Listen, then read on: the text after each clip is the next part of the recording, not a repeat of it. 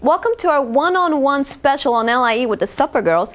Today we're going to talk about the physical challenges that they faced and if the weather impacted their trip.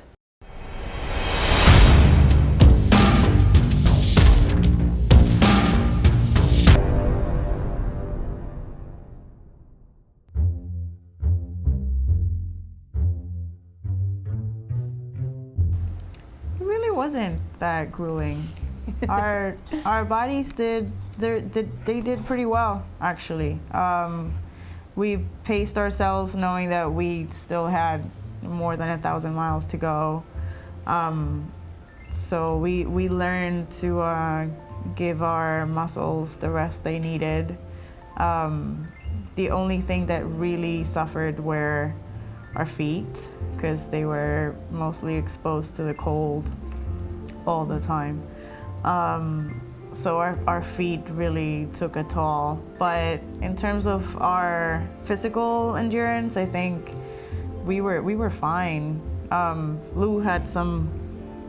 Yeah, I had some issues with my hands, and I think that's mostly from the cold, just joints and everything. Muscularly, everything was fine. We had a lot of broadside wind, so there was a lot of paddling on one side, and the majority of those broadside days were coming out of the the west. So there was a lot of paddling on the left side. So that having to grip the paddle in that bottom hand, it just, between the inflammation and then having that constant pull and stress on those joints, gave a little bit of an issue.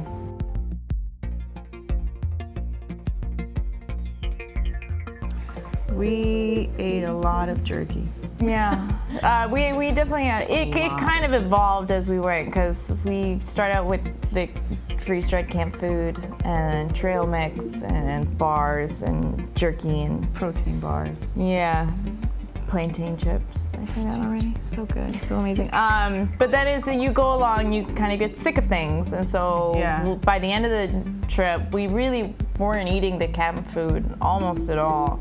And when we did have it, we really just had it. We would make it in the morning when we made breakfast, and we would have it for lunch during the day, because they're also very heavy. And at the end of the day, you don't really need something that heavy, so we would use it for like the bigger energy throughout the day for lunch. And then at night, we would have like tuna. She would have anchovies and Sardines. Oh, sardines and anchovies. They both come in it. Like peaches from Georgia. Peaches. So we didn't have shoes for a lot of the way. We kept losing shoes. The ocean. We had them and we lost. We had them, we lost them. The ocean's a prankster. Yeah. So she kept taking our shoes. Only one at a time. One at a time. Well, the first time she took two, and then it was just one at a time. But so we would always be in either just the socks of the dry suit, which would wear out, and so then they were no longer dry. And then when you're walking on the beach, there's these little sand spurs, little suckers, and they grow on bushes.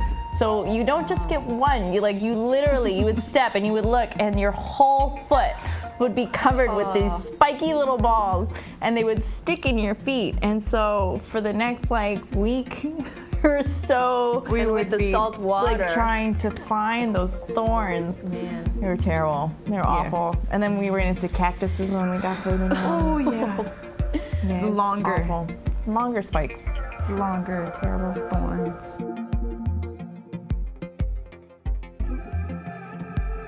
It was cold most of the time. It was unseasonably warm when we left, and then rapidly got to being unseasonably cold in New Jersey. And then Virginia was actually the most temperate. And then the further south we went, the more unseasonably cold it got. And then everybody kept saying it would warm up, but then it never did. And then when we finally got to Florida, it snowed.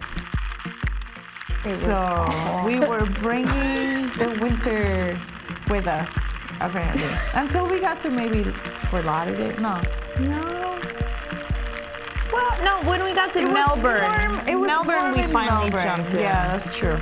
That was the first day. after 3 months and 17 days or something. Yeah. We finally jumped in the water because we were actually hot. Yeah. It was nice. Yeah, it was nice. In Florida. In Florida.